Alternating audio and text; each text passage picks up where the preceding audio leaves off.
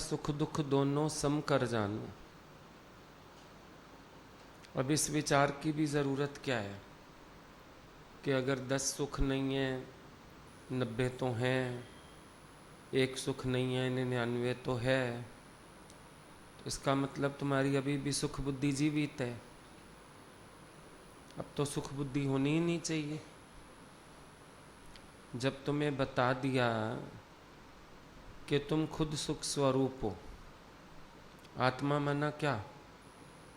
आत्मा माना सुख स्वरूप, आत्मा माना आनंद स्वरूप।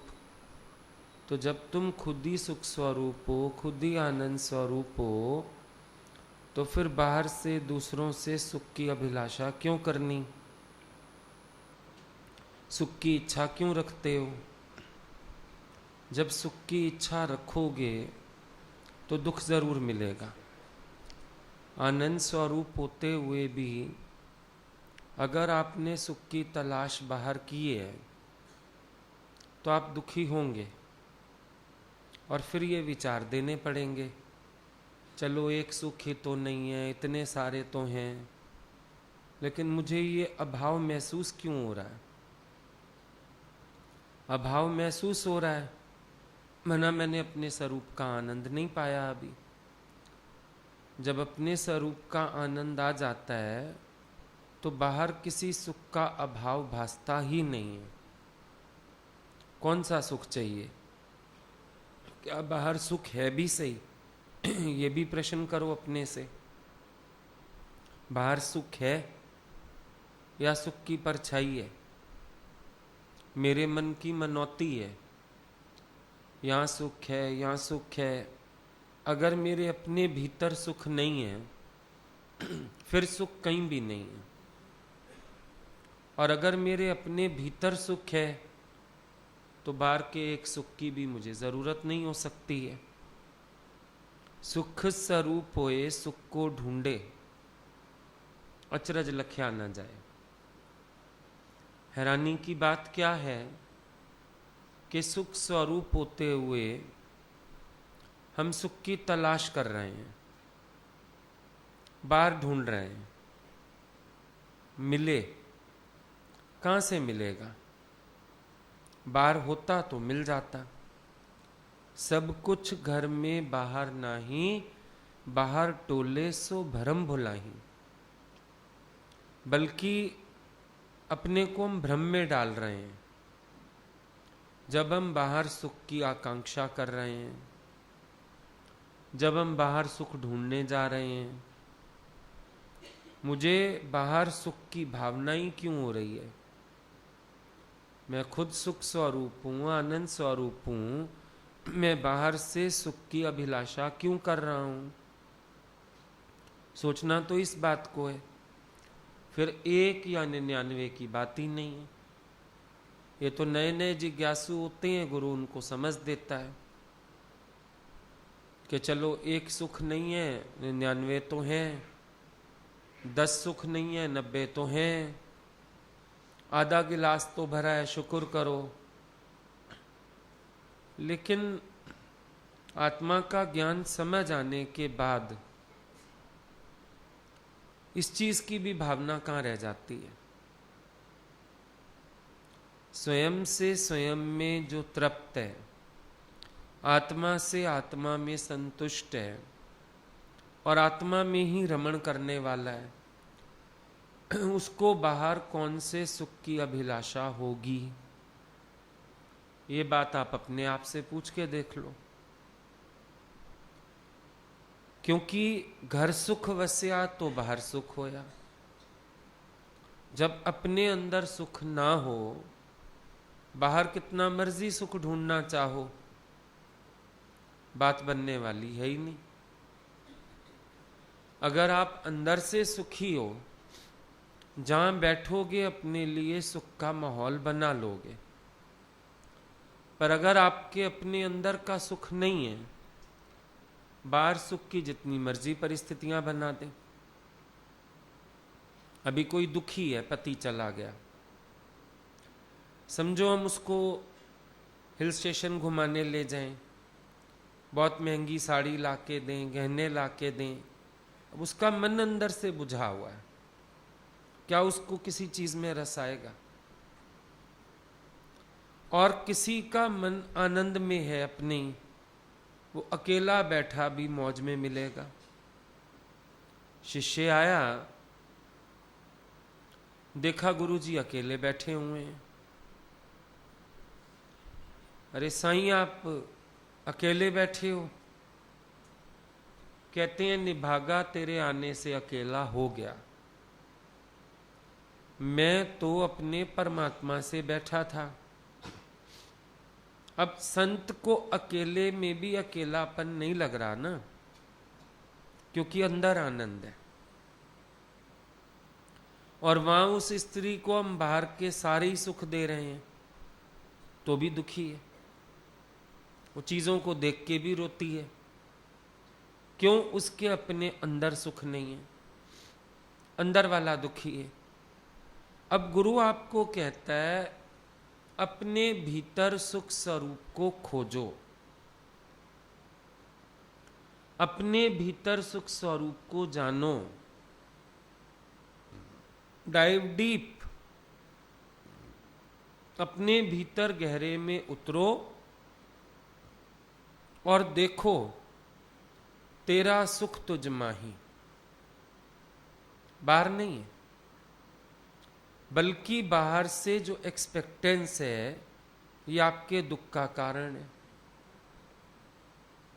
इंसान सोच रहा है मैं बाहर सुख ढूंढ रहा हूं, असल में ये सुख की तलाश उसकी भटकन है और उसका दुख है। अब एक चीज एक जगह है ही नहीं, आप उसको ढूंढोगे तो मिलेगी कैसे? आपका सुख बाहर है ही नहीं, आप ढूंढोगे तो मिलेगा कैसे? अब इस सुख की तलाश में पता नहीं कहां कहां मन भटका लेते हैं। इसको ऐसे करना चाहिए, इसको वैसे करना चाहिए, इतना पैसा होना चाहिए, ऐसा घर होना चाहिए, ऐसा फलान होना चाहिए। बहुत सारी सुखों की लिस्ट लगा ली, लेकिन उसमें से कुछ मिल भी जाएगा तो भी तुमको शांति आने वाली नहीं है, तुम रहोगे अशांत, क्योंकि बाहर सुख है नहीं, सुख की परछाई है। एक आदमी नदी किनारे खड़ा बार बार गोता लगाए, कुछ पकड़ने की कोशिश करे फिर बाहर आ जाए। संत ने उसका एक कौतुक देखा,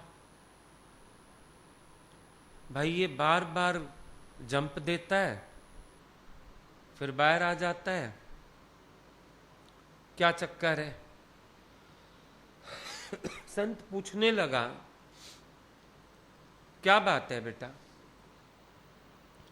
कहता है मैं किनारे आता हूं, नदी में हीरों का हार चमकता है, मैं जंप लगाता हूं, हार मेरे हाथ आता नहीं, मैं बहुत परेशान हूं। संत ने भी देखा, संत हंसने लगा। महात्मा जी हंसते क्यों हैं? बोला नदी में हार की परछाई है, ये जो नदी किनारे पेड़ है ना, देख हार उसके ऊपर टंगा हुआ है, पेड़ पे चढ़ तो हार हासिल होगा, नदी में तो परछाई है। संसार रूपी नदी में हर व्यक्ति आनंद सुख पाना चाह रहा है, हाथ पैर तो मार ही रहे हैं, क्यों मार रहे हैं? क्या चाहिए सबको? पीस ऑफ माइंड चाहिए, सुख चाहिए। उसके चक्कर में खूब गोते खा रहे हो, हाथ पैर भी मार रहे हो, थक भी बहुत रहे हो।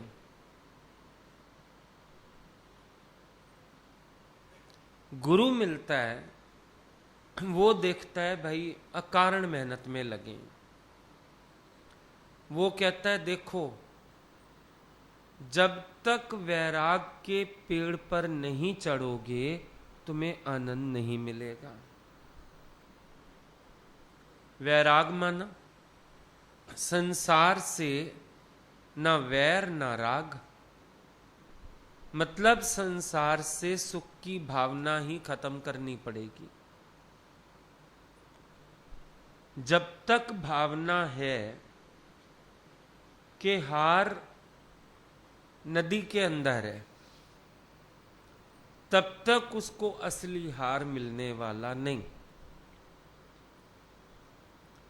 हमारी जब तक भावना है संसार में सुख है, माया में सुख है, इंद्रिय सुख कोई चीज है, हमारी भी जब तक ये भावनाएं बनी रहेंगी हमको भी असल आनंद मिलने वाला नहीं। क्यों? अंतर्मुखता चाहिए। भगवान कहते हैं अर्जुन को, सबसे मन हटा के मेरे में मन रख। अगर तू सब में मन रखेगा तो मेरे में मन नहीं आ पाएगा। अब जब तक वो आदमी सोच रहा है नदी में हार है, नदी, तो वो यतन भी तो वहीं करता रहेगा ना। जब उसको पता चलेगा नदी में परछाई, हार कहीं और, तो उसकी दिशा बदलेगी। पुरुषार्थ भी बेकार जब तक सही मंजिल पता नहीं। अंदर वाले को जब तक ये खबर नहीं पड़ेगी मैं ही सुख स्वरूप हूं, तब तक वो बाहर भागेगा, ढूंढेगा, दुखी होएगा और साधन बनाएगा।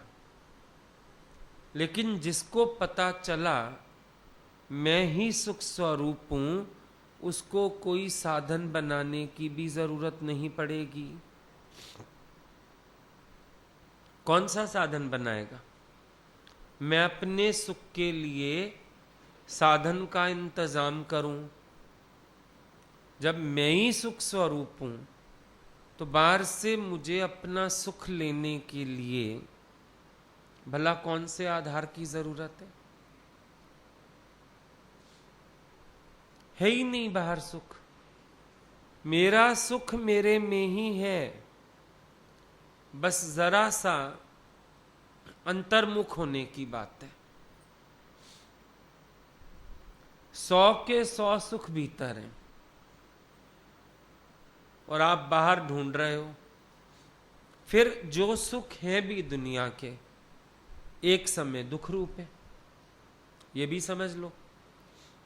मां कहती है मुझे बेटा चाहिए, पढ़ेगा नहीं, बीमार हो जाएगा, दुखी रहेगा, गलत सोसाइटी में जाएगा, मर जाएगा। अब उसी मां के लिए वो सारे सुख दुख रूप हो गए कि नहीं हो गए? सारे सुख दुख रूप है वो। अभी तक तो बेटा और बेटे से जुड़ी चीजें बहुत सुख दे रही थी, पर अब दुख हो गया।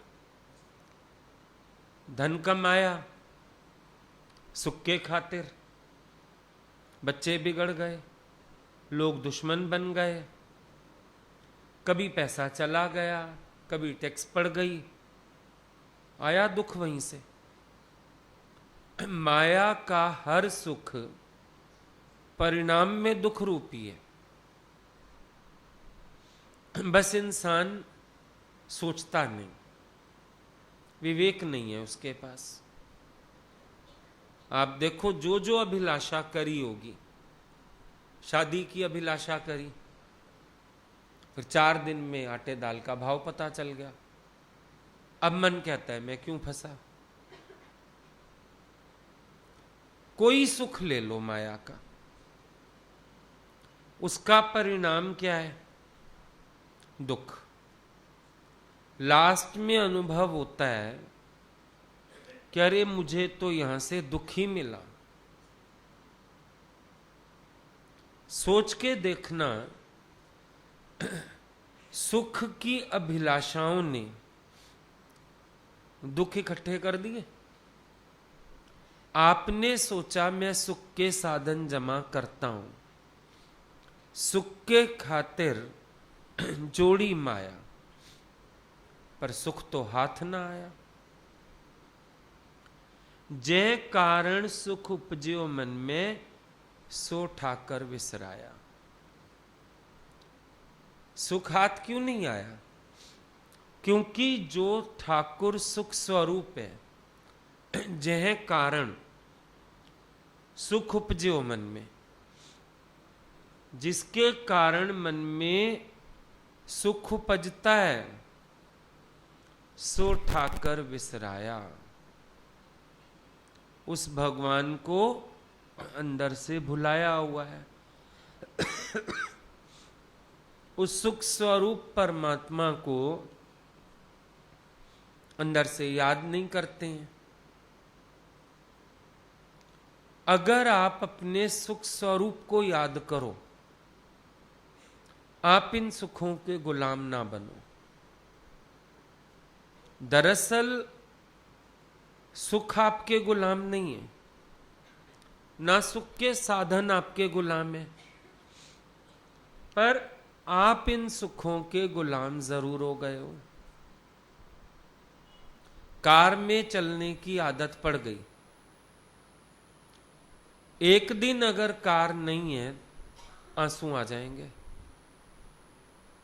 बाहर तक जाना पड़े, ऑटो करना पड़े, बस में चढ़ना पड़े, ये क्या हुआ? आप सुख के गुलाम बन गए। सुख नहीं है आपका गुलाम, पर आप जरूर सुखों के गुलाम हो। सुख नहीं पूछेगा आपको, आप भागोगे। रामतीर्थ कहते हैं, बैल के गले में रस्सी और एक छोर आपके हाथ में, समझो छूट गया छोर रस्सी का। अब क्या होगा? बैल भागेगा और आप बैल के पीछे।